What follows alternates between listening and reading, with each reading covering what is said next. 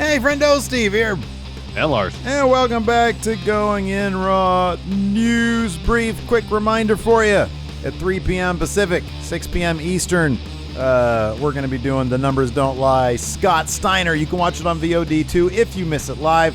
Patreon.com/Steven Larson. $5 a month gets you access to that and all the other stuff we do in the bonus realm for Friendo Club TV. Also, if you're a Twitch sub, YouTube channel member. So check that out. Larson, what's in the news? What's in the news? Of course, CM Punk, Bryan Danielson, been in the news pretty much nonstop over the last week because it seems like they both might be heading to AEW. And on the latest McMahon podcast, Andrew Zarian offered up some details on what Vince and the higher-ups in WWE think about Phil and Bryan heading over to AEW. These transcripts are from WrestleZone. Quote, can't read right now. Quote, I spoke to some people in WWE. There's a lot of rumors that Vince is very upset. Management's very angry. How could they let these two go? Why would they let them go? I think Daniel Bryan is the disappointment for them. They really didn't want him to go. CM Punk, not so much. I'm going to tell you this, and I'm going to be honest about it. There's no buzz that I'm hearing coming from like the office side that we effed up by not signing him. Zarian continues. I don't agree with this, by the way. What I'm going to say, there's a lot of people that think his stock is not what it normally should be. They think his UFC losses hurt him, which I don't think is going to hurt him. And a lot of people worked with him when he was very unhappy. I think that's the memory that they have. I'm saying for management, I'm not talking about the talent. The talent knows what a big deal this is.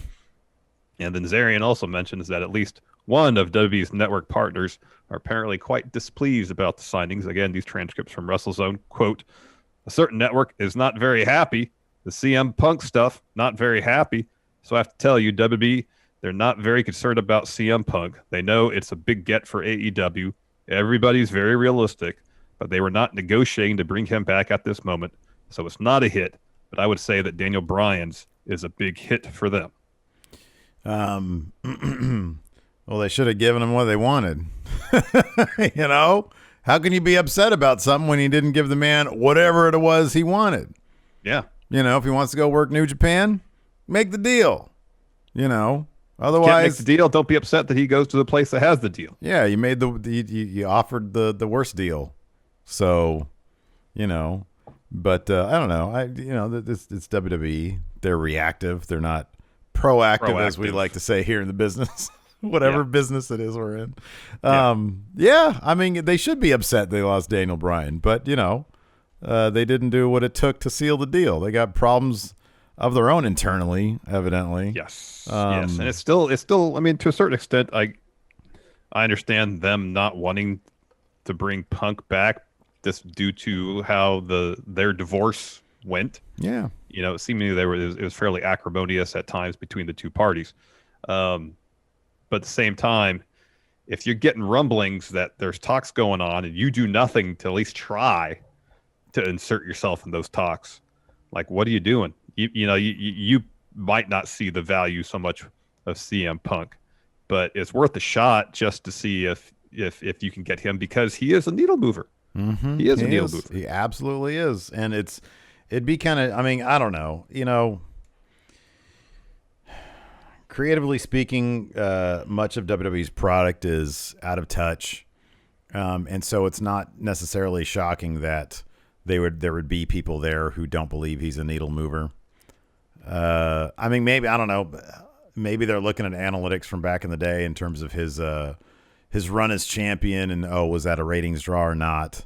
I mean, ratings back then were way better than they are now. Yeah, but, you know, there's the no, I know. I'm not saying, you can't necessarily credit Punk for that, but relative to where they were at other times around that same period when he wasn't champion. You know, I mean, I was doing a little bit of research on this for something I was doing for WrestleJuice, and like you know, there was Daniel Bryan's title run or his ascent to get to WrestleMania 30 wasn't exactly a huge ratings draw either. But these days you need every little bit you can get. Like, you can't tell me that that CM Punk wouldn't move the needle from 1.8 to over 2 million. It would. It 1,000% would, you know? Yeah. So I don't know. It's just them not having their finger on the pulse, if you will. Yep. Yep, they're not tapped into the zeitgeist, what's going on right now. Yeah. They're not. Yeah. So this is it was reported about a week ago, or earlier this week, sorry, by Fightful Select. By the way, go subscribe to Fightful Select. They do great work. That prior to Jeff Hardy tested positive for COVID, he was slated to defeat Karrion Kross again this week on Raw. And then the latest edition of the Matt Men podcast, Andrew Zarian has some details on what the creative plans for Kross were going to entail. And these transcripts are from WrestlingNews.co. Steve, you want to take these quotes? Absolutely. By the way, shout out to the Matt Men podcast because they seem to have become a real player in this business here that we're in. Karrion Kross was supposed to lose again to Jeff Hardy in the rematch and then finally go berserk. I'm not 100% on this, but I was told that the plan was that Karrion Kross keeps losing until Scarlett shows up, and that's going to bring him back on track because she's able to unleash the warrior, whatever they're calling him, the gladiator in him. When I spoke to somebody over there, they were like, yeah, I don't understand why people are freaking out on the internet. It's leading to something. Why don't people understand we're telling a story? The match doesn't matter. The story matters. Okay, yes, the story does matter, but there's a big problem, Larson, and I think you know what that problem is. Well, the matches do matter. Matches are never part of the story they're telling. Story, A, and B, the problem I was actually alluding to is that so often in WWE, the story doesn't matter. Like, we don't get logical stories often. I'm not saying always. There's plenty of times when they do execute stories and they work really well. Like, look at Ali and Mansoor right now. It's great. Yeah. It's really good stuff. The Roman stuff. It's been really good. It's been really good stuff.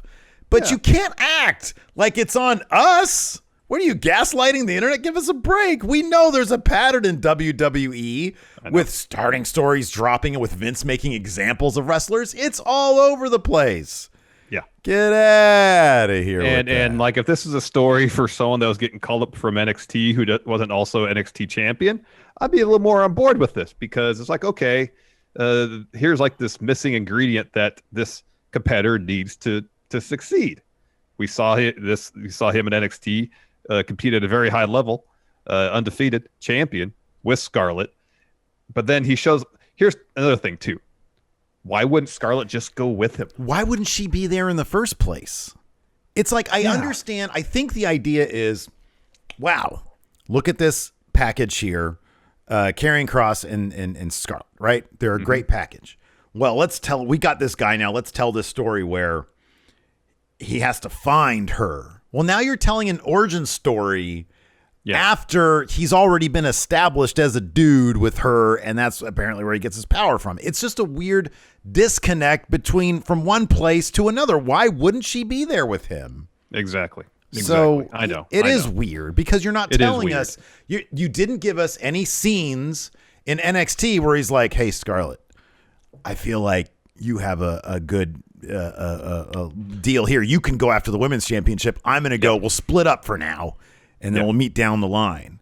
And then he shows up on Raw and he can't win. He's like, "Hey, I need you back." If you want to tell something like that, you can do that cross brands, and hey, you might bring some viewers from one to the other and vice versa. Yeah. I know. It's bizarre. But again, like a story where you have the NXT champ getting called the main roster and then losing. This doesn't make any sense. No, if someone you're getting called up that's not the current NXT champ, sure, go with it. Yeah. Because the idea of someone getting called up the main roster and learning how to win, to a degree, makes sense if NXT is treated as developmental. Yeah, sure. Because it's not very often that, again, it's the minor league baseball analogy. Someone gets called up to the majors, and it happens on occasion where they go on a tear, and it's like they should have been here this whole time. There's usually a learning curve. You have to get caught up to speed to the pace of the game on the major league level. So it makes sense, for some measure of a learning curve and for some people to struggle sometimes. And if you want to make that actual story, cool, just don't do it with the NXT champion who's undefeated. Yeah. Yep, I agree. Let's see here. We watched NXT UK this morning with our friendos live on the Twitch. It was a fun time as usual. Couple of decent matches here. Started off with Jordan Devlin taking on Tristan Archer. Devlin pretty much dominated this match. Tristan got a little bit of offense in, but he won. Devlin did, that is, with the Devlin side afterwards. Gets on the mic. He's got a promo. He says, "I got a funny story." Happened later on. He says, "Johnny Saint called me into his office, told me A Kid wants to fight me in an Iron Man match. Devlin says, hey, Johnny, I'm going to tell you right now, A-Kid's career is on the line here because there's no match more suited for the Irish Ace than an Iron Man match. And A-Kid limps out on crutches to respond to this promo of Devlin. Devlin kicks out one of his crutches while he's talking crap, and then the other, and he tells A-Kid to think real hard before taking on a franchise player. And then A-Kid just sort of puts the weight on his leg, indicating he's fine. They brawl. A-Kid sends Devlin out of the ring, and he tells Devin that he failed to injure him. He's fully recovered now, and he's going to have 30 minutes to fail next week. Yep. Then we got a Ginny and Valkyrie video package. After that, another video package hyping up Walter versus Ilya at TakeOver. Could be a good match. And we got this great bit where Mako Satomura storms in the women's locker room and just goes in there and starts stirring the pot. Yeah, it's great. She goes in there, and the whole women's division is just in there like on their phones and stuff. And I think she said something along the lines of, I'm your women's champion. I've run through everybody, and I'm going to run through everybody who steps up to me. And then, like, everybody just starts arguing amongst themselves. It was pretty great. And she just smiles at the end. It was awesome. It was great. Then we got Valkyrie versus Ginny. The finish saw Valkyrie set up for a finish. Joseph Connors gets on the apron to distract her. And then Ginny ends up hitting her finish to get the win. After that, we had a Joe Coffey Gallus Boys on Top video package. We had He's still looking for that rubber match against Rampage. Yeah, man, absolutely. I'm sad we didn't have Wolfgang and Mark Coffey up to more antics and shenanigans this week. Then we had an A-Kid interview. He says he's ready for Devlin. He made history winning the Heritage Cup, and he's going to do it again, winning NXT UK's very first Iron Man match. Then we had Aaliyah James versus Stevie Turner. It's a fun bout. Turner picks up the win after what's kind of like a springboard flatliner. Looked pretty similar to Liv Morgan's finish. Yeah, look cool. We had a quick bit with Dave Mastiff and Jack Stars training to be a tag team together. And Stars is like, yeah, I'm teaching Mastiff how to be fast. And so he starts like running the ropes and evading Mastiff.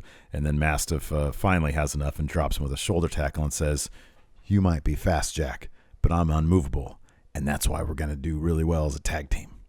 Future tag champions, yay or nay? Oh, yeah, of course, absolutely. This is the story they're telling. Yeah, it's gonna be. They're gonna. And then we got our main event: Symbiosis taking on Mustache Mountain. Favorite wrestler, Eddie Dennis, managing them.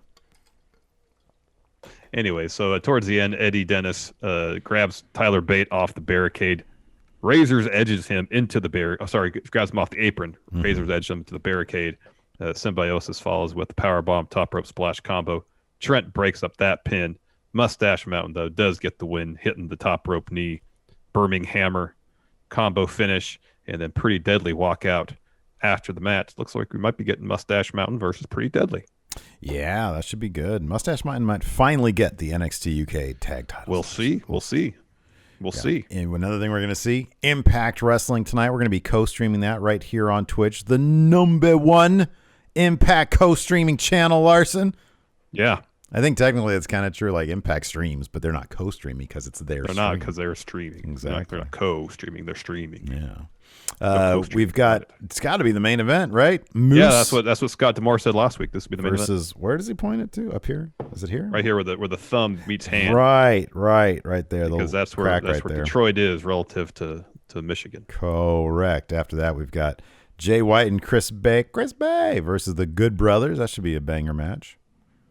Ace Austin, Madman Fulton, Rohit Raju, and Shira taking on Fid Juice, Falaba, and No Way. We got Caleb with a K versus Taylor Wilde, and then Diener and Rhino versus Rich Swan and Willie Mack. White Brownie here in chat. Here. Got the rating numbers in the breaking news department. White Brownie, AEW Dynamite Fight for the Fallen, watched by 1.108 million viewers. 1.1 million viewers.